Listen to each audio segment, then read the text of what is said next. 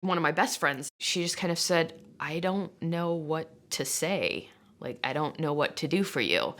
And that was actually really nice because I was like, well, there's nothing you can do for me, actually. There's nothing you can say. Nothing is going to make it better.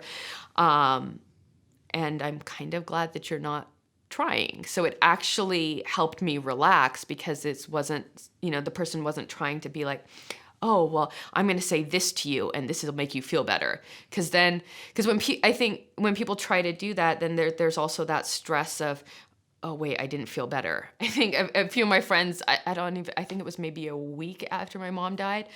And we ended up going out and drinking margaritas and doing a karaoke night.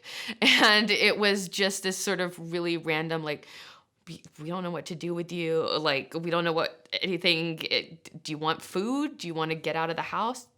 Yeah. And we just happened to end up at a restaurant that just happened to have a karaoke night, and it just occurred. And it was really nice because there wasn't they had no expectations. I had no expectations. And it just worked.